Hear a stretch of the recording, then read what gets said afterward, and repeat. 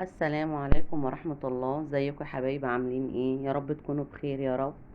ان شاء الله النهاردة هنعمل معاكم طريقة تسييح السمنة البلدي. الزبدة هنحولها لسمنة بلدي، وازاي نستخلص منها المرتة بتاعتها بأسهل طريقة وبالخطوات بتاعتها من اول الالف للياء. مش هحاول ان انا اقطع حاجة من الفيديو علشان الكل يستفاد، وعلشان تشوفوا الطريقة عملي بكل تفاصيلها. بصوا هنا ما شاء الله السمنة سيحتها عاملة ازاي، كهرمان وصفرة وبلونها تحفة، والمرتة بتاعتها جميلة جدا ومرملة وحاجة كده عظمة. بسم الله الأول كده ونسمي على الرسول.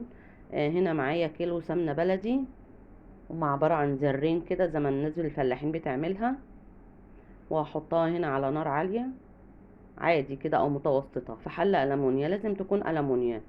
ليه؟ علشان الحلل التانية او الانواع التانية من الحلل بتلسع السمنة البلدي من القاع، وبتحرق المرطة او بتلسعها بتشيطها. لكن الالمونيا يعني حلوة جدا للحاجات دي.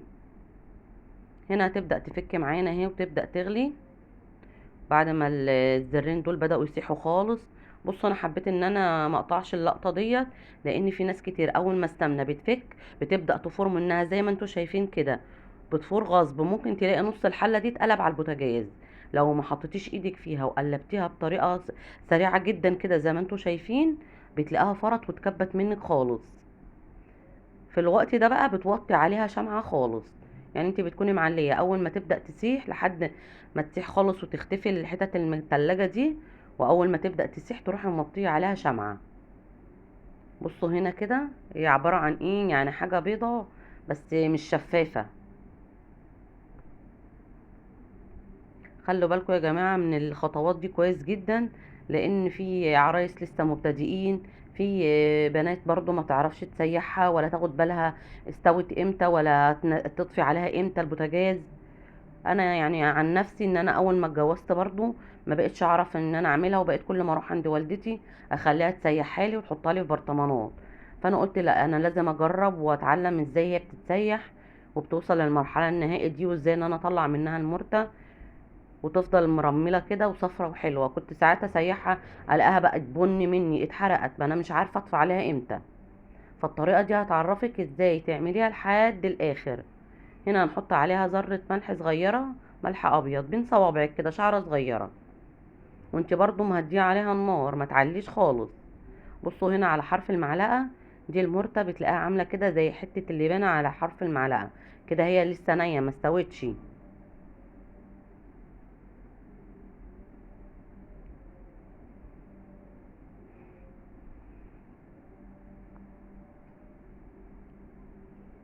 لسه برضو ما بقتش شفافة، لسه هي هنا بيضة كده، لسه ما بقتش شفافة. سيبها تغلي براحتها وتستوي براحتها على نار هادية خالص. بدأت اهي تكشف كده وتبقى شفافة شوية.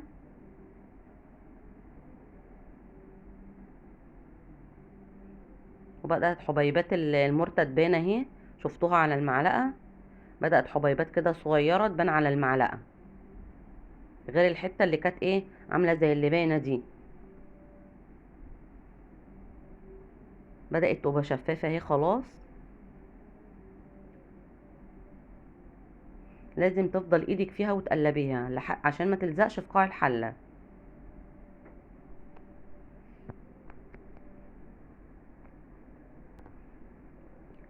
كده الشكل بقى الايه بدأت تستوي كده خلاص، وبدأت تبقى شفافة معانا اهي، والحتت البيضة اللي فيها دي راحت.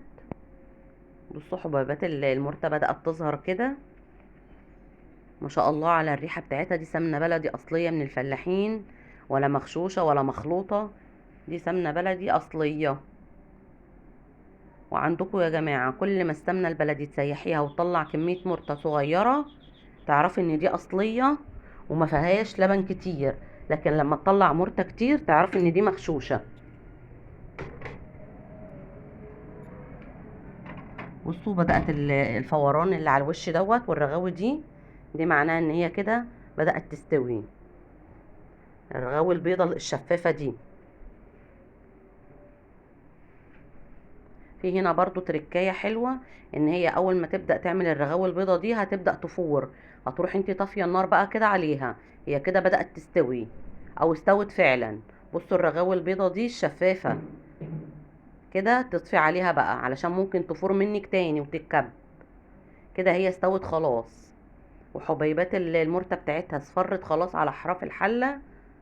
كده اعرفي ان المرتة بتاعتك ما انتي ماشية صح، والسمنة بتاعتك دي استيحت بطريقة صحيحة. بصوا الرغاوي اللي على الوش دي او الفقاعات اللي على الوش الشفافة دي كده خلاص تطفي بقى النار.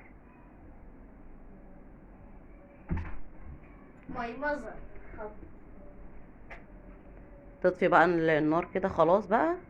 بصوا تطفي بقى كده عليها النار، وسيبيها بقى ايه لما تهدى والحرارة تطلع منها. بصوا على حراف الحلة كده لو واخدين بالكم ان المرتة بدأت تصفر.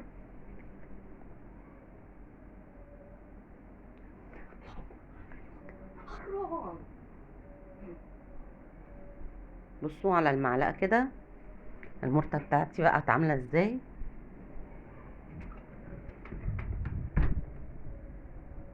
انا طفيت عليها كده وسبتها تهدى شوية من الحرارة تطلع منها، والرغاوي اللي على الوش دي او الفقاعات دي بتختفي شوية شوية كل ما بتبدأ تبرد. وبصوا المرتة في قاع الحلة عاملة ازاي، بامبا كده وشكلها جميل جدا، مايلة للصفار كده وشكلها جميل والسمنة رايقة. هنبدأ بقى في برطمان ازاز، لازم يكون ازاز. السمنة البلدي لو اتحطت في برطمان بلاستيك بتغير الطعم، لازم يكون عندك ازاز بيحفظها وبيخليها ريحتها حلوة لحد اخر معلقة فيها. بصبها فيها كده بعد ما اكون غسلاه ومنشفاه كويس جدا. بصوا المرتة هنا في الاخر عاملة ازاي، مرملة وشكلها والسمنة رايقة وجميلة جدا. بصوا صفارها عامل ازاي، ولا بني ولا محروقة. دي الطريقة الصحيحة من الألف للياء. أنا محبتش أقطع حاجة من المقطع علشان تستفادوا من الطريقة كلها. واللي شاف الفيديو بتاعي دوت يا حبايب قلبي يعلق لي بقى ويعمل لي اشتراك في القناة وأحلى لايك منكم. وأشوفكم على خير في الفيديو الجاي إن شاء الله.